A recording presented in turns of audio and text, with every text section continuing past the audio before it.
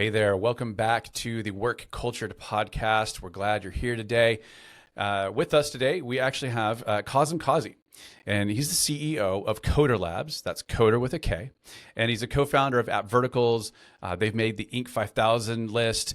Lots of really cool accomplishments. In fact, Koder Labs just celebrated their 11th anniversary, which is huge.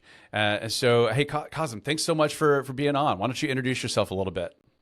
Thank you. Thank you for having me, Jason. And I'm, as you mentioned, I've co-founded Koder Labs, been the CEO of the company ever since. But learned a lot from our management, our leadership, as well as everyone that we work with. And it's been a learning experience so far. So I look forward to the questions that you have.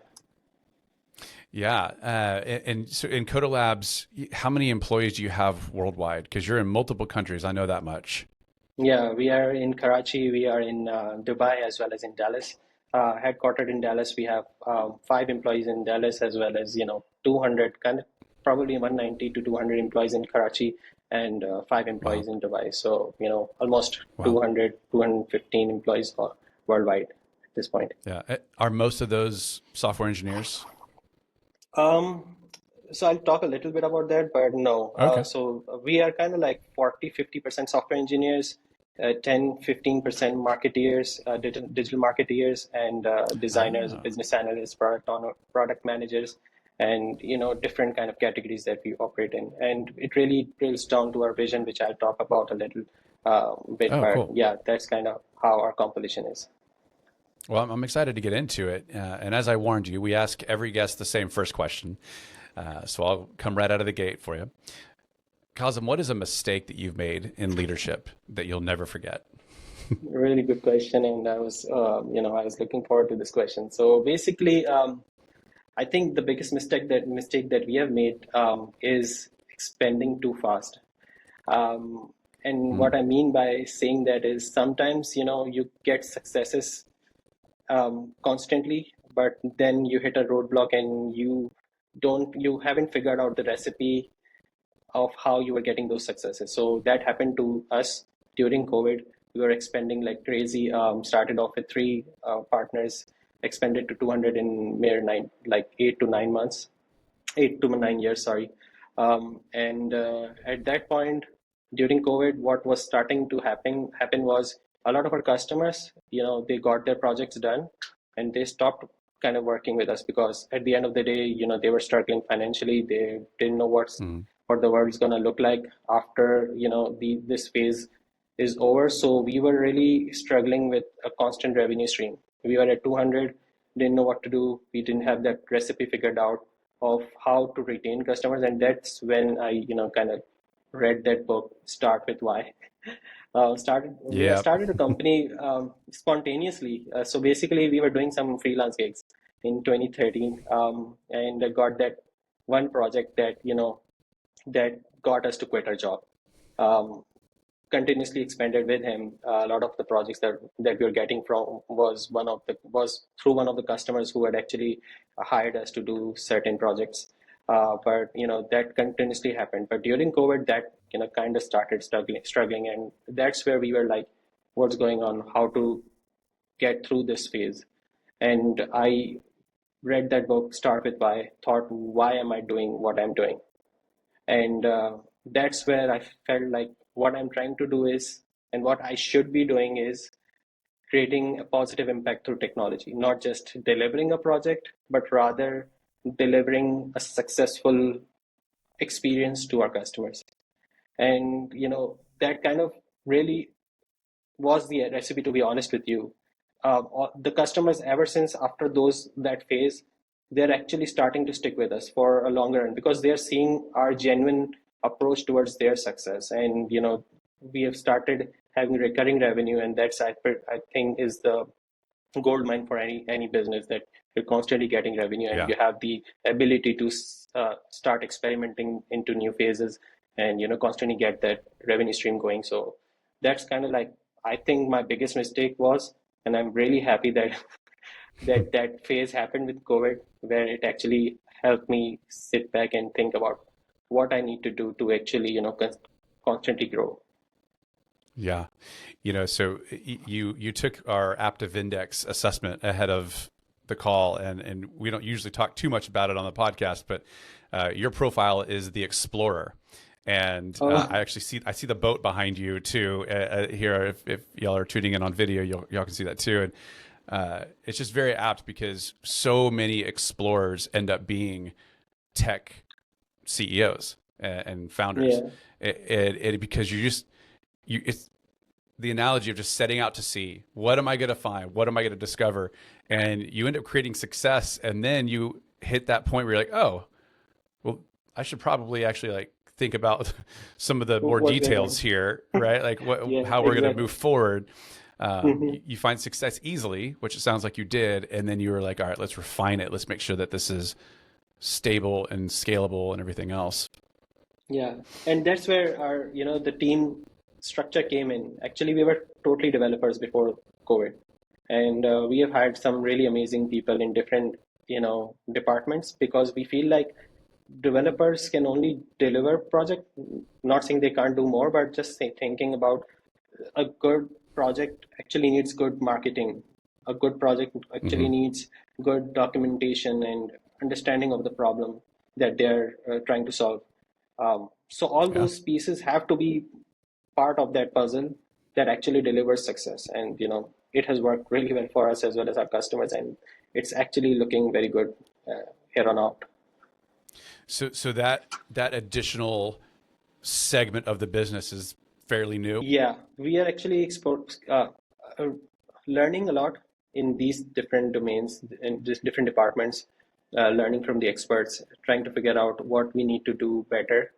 But since we are actually dedicated towards our vision, we are figuring out, like we are actually able to solve problems. Obviously, refinement of the recipe is part of it, and it's gonna come, Mm. but it is happening. So, but we are at a point where we are actually exploring different things and trying different ideas to actually really excel in those departments as well. Yeah. Yeah, that's interesting because I assume then you're what? You're 8 or 9 years old and you begin this pivot of adding all of this additional business, and now you're having to hire a totally different kind of employee with a different Hmm. skill set, a different even how they're wired is probably quite a bit different Yeah, from yeah, pure programmers. What were some challenges you faced making that pivot, especially and people challenges? yeah. I think the biggest thing is you either hire young, energetic people and learn with them. It's a slow process, I feel, or you hire someone at the top and engage them. Risk with hiring someone at the top is it takes up too much budget, and sometimes they're, again, sorry to say that, but sometimes they're not as committed as you find those younger people actually contributing to the success of your journey. And really, and to be honest with you, at this point in technology, given AI is taking up so much space, you Yeah. need people who are eager to learn, who are eager to transform. And I feel like the younger generation is actually gonna ace at it. Some of us, we have done so many things for so long. It's difficult to see how AI can actually do our years worth of job in probably like a week. And that's really happening. So that's where I feel like that's the journey that we are doing. So we are taking. So we are hiring young people. We are getting mentorship from seniors and leaders of those departments, but we are not hiring them, and Yeah. instead having those younger people get mentorship from those leaders in those departments, and going from there. But it is working out for us very well so far. Are you encouraging them to not just come in with their skills, but to embrace things like AI and to go and discover how to use it differently? Or do you already have set ways that you're like, hey, here's how you should really utilize these tools? Absolutely. Yeah, absolutely. I mean, there's a tool coming up every other month Yeah. that's really reshaping what you were doing before. I think it's relatable to industrial revolution where people used to do things with hands, and all of a sudden there were machines overtaking their jobs.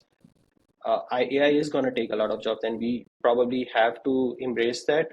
In fact, take it as an opportunity. What I feel is going to happen, and I think World Economic Forum and there are other articles mentioning that is around 85 million jobs are going to be wiped out from the different industries, and around but the good part is that around 97 million jobs are going to be added.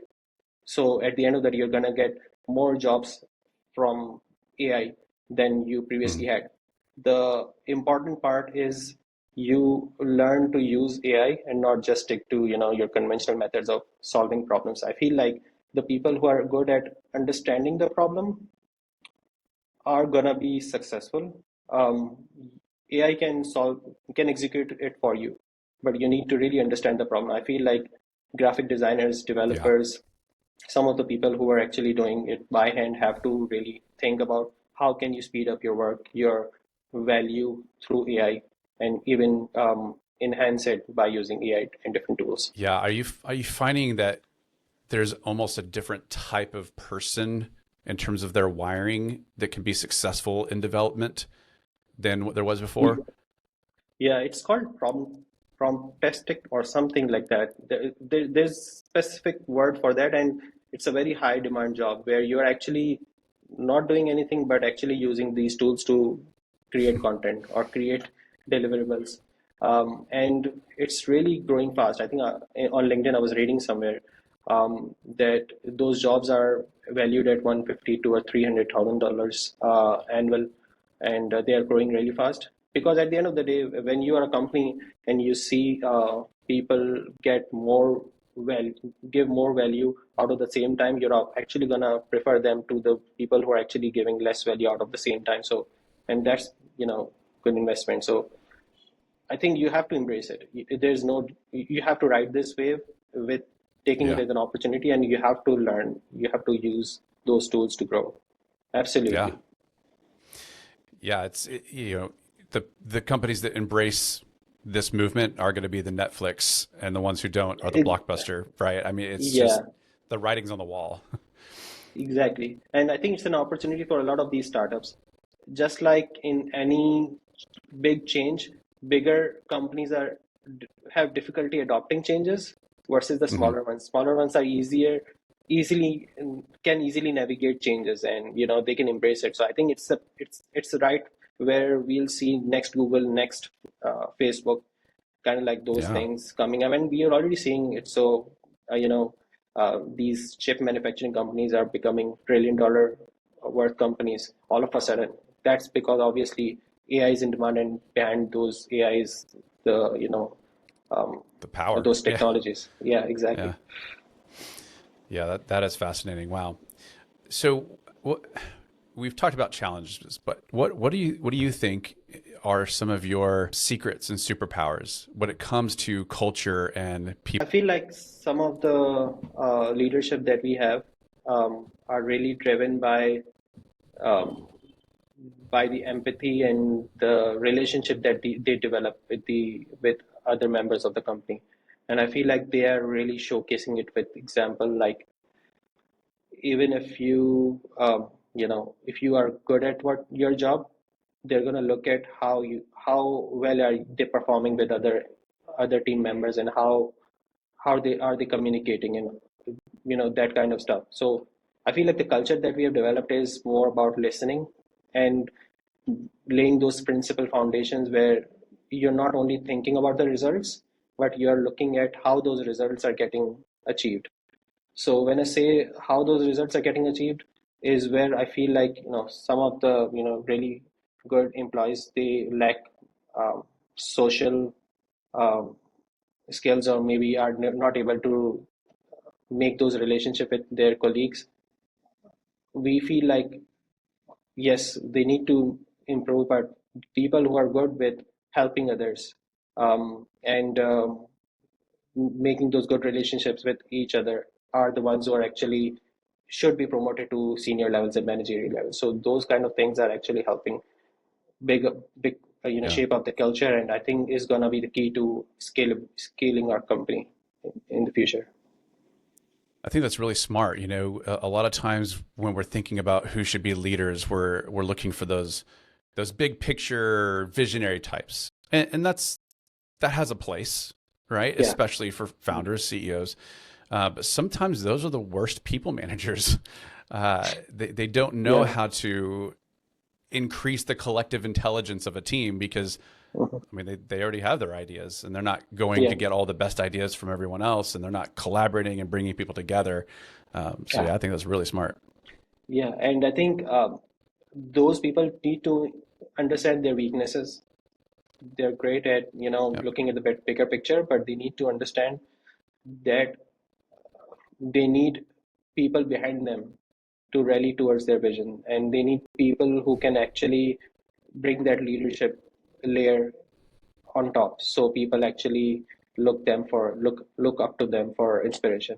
I really enjoy listening to Simon Sinek. Yep. The way you should really work on your culture, your environment, and how you should always look to you know give value to people's feelings and emotions, and not just what they're bringing to the table professionally. Yeah. Yeah. Sinek talks about that a lot. Patrick Lencioni, Adam Grant, like there's that what you're saying is at the forefront right now of just leadership strategies and things that we are seeing they work. Yeah. And it's really great that you're already ahead of that curve and thinking about it. By the Yeah. way, I Yeah, told you exactly. before we started recording that your Explorer profile, you actually have a superpower, and one of our or the standalone attributes that we measure, it's called pro-social. And so very Okay. often when you have the really big picture people, like we just said, they're high level visionary, but they're not people. And so very often we see a correlation between big picture and not so much pro-social, right? The gift is like those people are very decisive, like they make decisions Mhm. quickly and readily, but they miss out on getting that collective intelligence that I mentioned. They miss Yeah. out on bringing out the best in everyone else. Um, Yeah.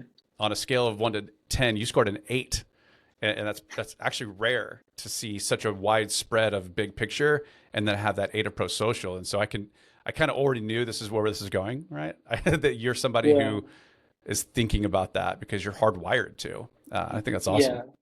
Yeah. Yeah. I see that. Like, I feel like, that's something critical to the success, or, my vision, our vision has to be your focus, but it can't be met just by you. You have to Hmm. have people behind you. And that's why, I look for people who are actually good at, bringing that leadership layer and really try to promote them. So one of our senior directors, he's amazing at organizing people and communicating with them at what they should be doing and how they should be you know treating each other, and kind of like, not just the results are important, but your way of treating people and getting those results is also really important. So that's where I feel like I need to really promote people towards top, so it's not just one person, but instead a whole group of people moving towards the same direction. Yeah, man, that's fantastic. Um, what have you found challenging about that in particular, given the 3 different offices, right? I mean, one of them you've got a couple hundred people, but then the others, there's only 5 each. So what does that dynamic look like? I feel like I'm at a stage where I have to spend time everywhere. So it's gonna be where I need to, be at one place for a couple of months, be at the other, and we really develop that leadership in each of those places, where people are not just driven by results as well as by the hows of what they're doing, and the way they're treating people and everything. So that's where I feel like I really need to work on. But I think in our company's cycle in life, we are actually at a place where we need to figure those structures out in those 2 places. Obviously, it's figured out in Karachi, but not in Dubai as well as in Dallas region. Yeah.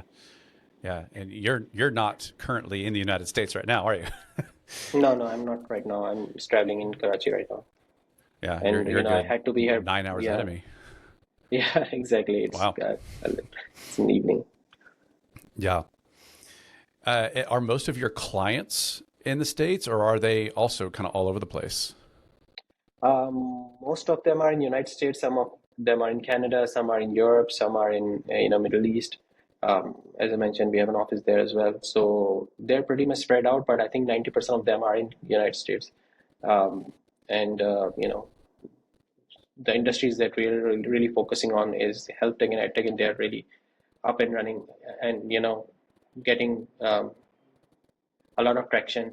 So we are doing great job there, and able to expand there a lot. Yeah. Are you finding with the shift that you've made, like bringing in the creative and the marketing and all that, does it feel like or I guess, do your people feel a little more integrated into your customers' culture as well? Or is it, you have your culture, they have theirs, and you're just a vendor? And I mean, neither is better or worse. I'm just curious. No, and that's a good question. I think we really push forward towards, getting that synergy between our customers and the people who are working on those projects. And it's really working out well. So a lot of our developers and project managers, they can relate and actually make long-term relationships. So we have that tag that we give to different people in every project called relationship manager, and that actually starts from someone in States, but down the road it actually gets moved over to someone in Karachi, because people, Hmm. they once they get going, they actually relate well with someone who is actually working on their project and understanding their problem areas and pain points. So it's working out really well. Obviously there is some language barrier, but it's not big. It's not big deal. Like, it's not that big of a deal breaker. A lot of Yeah. our project managers can easily communicate with the customers, and doing great and getting results for them. Yeah. Wow. That's really fascinating. What do you see as the next 6 months, 12 months for you? Do you feel like there's a clearing ahead that's going to be great? Do you feel like some big challenges are coming up? Yeah, I think what we are seeing is, at this point we want to really focus on marketing side. Um, Okay. we have great delivery team, able to do great projects, but I think the marketing is the key. When you're launching a project, you actually need someone, a team that actually can work on the marketing of it, and really understand the audience. So that's where we are trying to figure out. Our digital marketing team is going to really grow in next 12 to 24 months. And then we are actually focusing on these two industries that I mentioned, ed tech and health tech. We have done a great job. So we feel like we need to develop expertise, because we feel like with the experience that we have got, we can actually add value. And that's kind of like relate with our vision of creating an impact and, producing success stories. Yeah. Wow. That's really cool. So you see that part of your business expanding even further Yeah. and what it was about 40% of your business right now, and you're trying to get it to much higher. Yeah. It's right now pretty much like 30-40%, and I feel like Okay. it can actually become a business on its own. So the way I'm thinking is, I'm probably gonna figure out a separate leadership for that particular domain called health tech within Coder Labs.